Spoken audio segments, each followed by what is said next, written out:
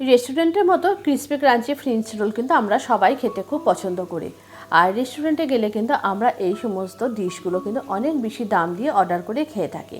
আজকে আমি আপনাদের সাথে শেয়ার করব ভেজ এবং ননভেজ দুটো ফ্রেঞ্চ রোল রেসিপি। বাচ্চা থেকে বড় আমরা সবাই কিন্তু এই ফ্রেঞ্চ রোল খেতে ভালোবাসি। আর এই ফ্রেঞ্চ রোল কিন্তু একবার বানিয়ে অনেক দিন পর্যন্ত ফ্রিজে স্টোর করেও রেখে দেওয়া যায়। আর সন্ধ্যার সময় স্ন্যাক্স বা বাড়িতে অতিথি আপ্যায়নের জন্য কিন্তু ফ্রেঞ্চ রোলের কোনো বিকল্প নেই। তাহলে চলুন আজকে আমরা ভেজ এবং ননভেজ দুটো ফ্রেঞ্চ রোল ট্রাই করে দেখি।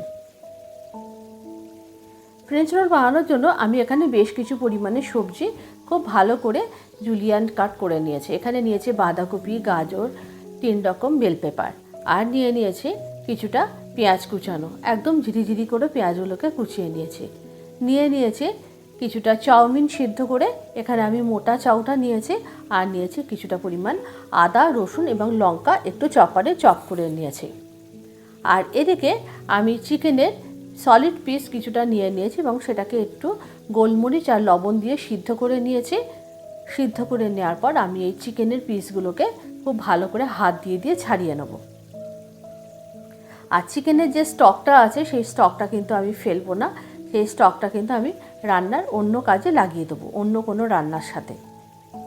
আর এখানে আমি যে শিটগুলো বানাবো এই স্প্রিং রোলের জন্য, তার জন্য আমি এখানে নিয়েছি খুব ছোট্ট কাপের 3 কাপ ময়দা, আর সেই কাপেরই 1 কাপ মতো কর্নফ্লাওয়ার। এগুলো হচ্ছে মেজারিং কাপ, এই মেজারিং কাপ মেপে আমি নিয়েছি, এখানে কিন্তু বড় কাপ মেপে দিয়ে দিয়েছে। তার মধ্যে খুব সামান্য একটু লবণ দেওয়ার পর রুম টেম্পারেচারে থাকা জল দিয়ে আমি এই ব্যাটারটাকে গুলে নিয়েছি। দেখুন ব্যাটারটার কনসিস্টেন্সি কিন্তু এরকম থাকবে, একদম স্মুথ এবং একদম লিকুইড।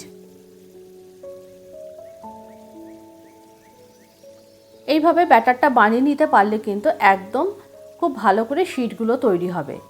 আর এই শিট কিন্তু আপনারা কিন্তু ময়দা আর কর্নফ্লাওয়ার খুব ভালো করে আটার মতো করে মেখে ছোট ছোট করে লুচির মতো করে লেচি করে নিয়ে সেটা থেকে খুব বড় করে বেলেও কিন্তু আপনারা এই শিটগুলোকে বানাতে পারেন। তবু আমার এটাই সুবিধা, আমি এটাই বানালাম। আর এদিকে কিছুটা ব্রেড ক্রাম্বস নিয়েছি, ব্রেড ক্রাম্বসটা কিন্তু আমি ঘরে বানিয়েছি। ব্রেড ক্রাম্বসটাকে আমি একটু সিজন করে নিয়েছি অল্প একটু লবণ এবং অল্প একটু চিলি ফ্লেক্স দিয়ে। এতে কিন্তু ব্রেড ক্রাম্বসে যখন আমরা ব্রেড ক্রাম্বসের মধ্যে কোট করব তখন কিন্তু খেতে অনেক বেশি ভালো লাগবে। এরপরে আমি আবার একটা ছোট্ট বোল নিয়েছি এবং তার মধ্যে অল্প একটু ময়দা দিয়েছি এবং একটু সামান্য জল দিয়ে গুলে আমি ময়দার একটা স্ল্যারি বানিয়ে নিয়েছি। আর এর মধ্যে অল্প একটু লবণ দিয়েছিলাম। সমস্ত উপকরণগুলো একদিকে রেডি করে নিয়েছি। এরপরে চলে যাব মূল রান্নাতে। গ্যাসের ওপর আমি একটা কড়া বসিয়ে দিয়েছি এবং কড়াইতে দিয়েছি কিছুটা পরিমাণ রিফাইন্ড অয়েল। আমি এখানে সাদা তেল দিয়েই বানিয়েছি, আপনারাও সাদা তেল দিয়েই বানাবেন, তাহলে কিন্তু খেতে ভালো লাগবে। তেলটা ভালো করে গরম হয়ে গেলে আমি এর মধ্যে প্রথমে আদা, রসুন এবং লঙ্কার যে মিহি চপ করে রেখেছিলাম সেটা আমি দিয়েছি। খুব সামান্য একটু শ্যালো ফ্রাই করে নেওয়ার পর এর মধ্যে আমি দিয়েছি কুচানো পেঁয়াজগুলো। সবজিগুলো কিন্তু এখানে খুব বেশি ভাজা হবে না, অল্প করে আমি এই সবজিগুলোকে অল্প করে সমস্ত ভেজে নেব। পেঁয়াজটাও এরকম হালকা করে একটু শ্যালো ফ্রাই করে নিয়েছে। তারপরে এর মধ্যে দিয়েছি একে গাজর, ক্যাপসিকামগুলো সমস্ত দিয়েছি, আর দিয়েছি একই সাথে বাঁধাকপি কুচানোগুলো। সমস্ত সবজি একসাথে ভালো করে মিশিয়ে নিয়ে আমি কড়াইয়ে ঢাকনা চাপা দিয়ে কিন্তু সবজিগুলোকে একটু সিদ্ধ করে নেব। সবজিগুলো কিন্তু কোনো রকম ফ্রাই হবে না, একটু শ্যালো ফ্রাই করার পর ঢাকনা চাপা দিয়ে সবজিগুলোকে আমি একটু সিদ্ধ করে নিয়েছি। দেখুন সবজিগুলো কিন্তু মোটামুটি সিদ্ধ হয়ে গেছে এবং সবজিগুলোকে এমনভাবে রান্না করতে হবে যেন সবজি থেকে জল বেরিয়ে না আসে। এরপরে এর মধ্যে দিয়েছি স্বাদ অনুযায়ী লবণ, আর এরপরে একে সসগুলো দিয়েছি। আমি এখানে দিয়েছি টমেটো সস, একটু রেড চিলি সস, আর দিয়েছি অল্প একটু সয়া সস।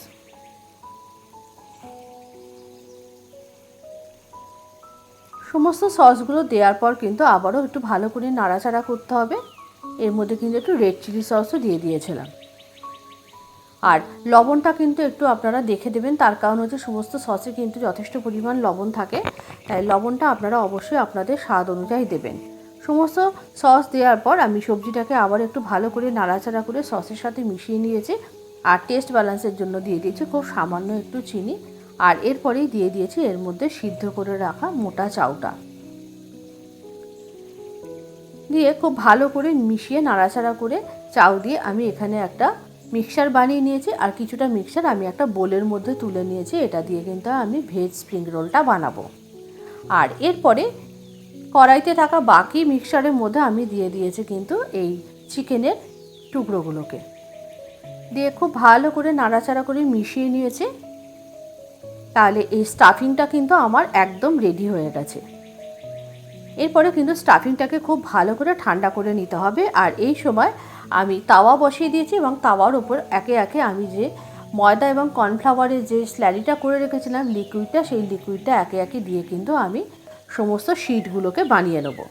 প্রথমে তাওয়ার মধ্যে দিয়ে দিয়েছি কিছুটা কাপে করে যে লিকুইড, তারপরে দেওয়ার পর আমি একটু ফ্রাই প্যানটা অপোজিটে একটুখানি সেঁকে নিয়েছি। তারপরে দেখুন শিটটা কি সুন্দর উঠে গেল। এইভাবে আমি সমস্ত শিটগুলোকে গড়ে নিয়েছি এবং যে থালার উপরে আমি শিটগুলোকে রেখেছিলাম প্রথমে আমি তার উপরে একটু ময়দা দিয়ে নিয়েছি, তার উপরে শিট দিয়ে আবারও তার উপর ময়দা দিয়ে আর একটা শিট রেখেছি। তা নয়তো কিন্তু শিটগুলো গায়ে গায়ে লেগে যাবে।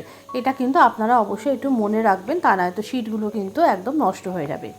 এরপরে দেখুন শিটের মধ্যে আমি এই স্টাফিং দিয়ে আমি এই স্প্রিং রোলটা বানিয়ে নিচ্ছি। কিছুই না, একদমই সহজ।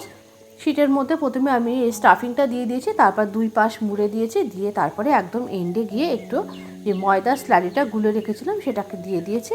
তাহলে ভালো করে সিল হয়ে গেল। সমস্ত চিকেন স্প্রিং রোলগুলো এবং ভেজ স্প্রিং রোলগুলো আমার বানানো হয়ে গেছে। এরপরে আমি এগুলোকে ব্রেড ক্রাম্বসে কোট করব। তার জন্য আমি ময়দার স্ল্যারির মধ্যে একবারে একটু ডুবিয়ে নিলাম। নেওয়ার পর আমি এখানে ব্রেড ক্রাম্বসের মধ্যে খুব ভালো করে কোট করে নিয়েছি। কোট করে নেওয়ার পর এইভাবে একে একে সমস্ত স্প্রিং রোলগুলো গড়ে নিয়েছি।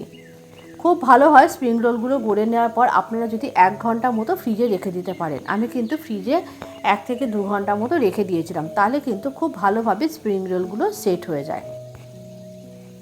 এরপরে আমি একটা ফ্রাই প্যান নিয়ে নিয়েছি এবং সেখানে দিয়ে দিয়েছি বেশ কিছুটা পরিমাণ তেল। এখানে পর্যাপ্ত তেল দিতে হবে, ডুবো তেলই ভাজতে হবে স্প্রিং রোলগুলো। এবং স্প্রিং রোলগুলোকে মিডিয়াম টু লো ফ্লেমে কিন্তু আস্তে আস্তে উল্টিয়ে পাল্টিয়ে ভাজতে হবে। কোনো রকম হাই ফ্লেমে দেবেন না, তাহলে কিন্তু এই গাটা পুড়ে যাবে।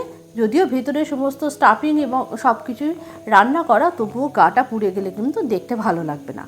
এইভাবে একে একে স্প্রিং রোলগুলো গড়ে নিয়েছি এবং এইভাবে একের পর এক ব্যাচগুলো আমি ভেজে তুলে নিয়েছি এবং এরপরে আমি সার্ভ করেছি এর সাথে কিন্তু একটু মেয়োনেজ আর শেজওয়ান সস দিয়ে। আপনারা যে কোনো টাইপের ডিপ দিয়ে কিন্তু এই চিকেন স্প্রিং রোল খেতে পারেন, তবে একটু ঝাল ঝাল কোনো ডিপ হলে কিন্তু অনেক খেতে ভালো লাগবে।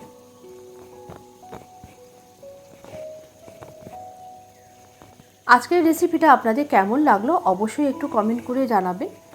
যদি ভালো লেগে থাকে অবশ্যই একটু লাইক করে বন্ধুদের মধ্যে শেয়ার করে দেবেন। এই স্প্রিং রোল কিন্তু বানিয়ে আপনারা অনায়াসে 10 থেকে 15 দিন কিন্তু স্টোর করে ফ্রিজের মধ্যে রাখতে পারেন একটা এয়ারটাইট কন্টেনারের মধ্যে। আর বাড়িতে কোনো অতিথি আপ্যায়ন বা ছোট থেকে বড় বাচ্চারা কিন্তু ভীষণ ভালোবাসবে। সন্ধ্যাবেলায় যদি স্ন্যাক্স হিসাবেও কিন্তু এই রেসিপিটা আপনারা অবশ্যই ট্রাই করতে পারেন। রেসিপিটি যদি ভালো লেগে থাকে অবশ্যই একটু লাইক করে বন্ধুদের মধ্যে শেয়ার করে দেবেন। আজকের রেসিপিটি এই পর্যন্ত। অন্তরার কুক অ্যান্ড বেক পরিবার শুধু অন্তরার না, এটা আপনাদের সবার পরিবার। আর আপনাদের সহযোগিতার ভালোবাসা এই পরিবারকে অনেক দূর এগিয়ে নিয়ে যেতে চায়। আজকের ভিডিওটি এই পর্যন্ত। আবারও দেখা হবে পরবর্তী ভিডিওতে আর একটা নতুন কোনো রেসিপির সাথে।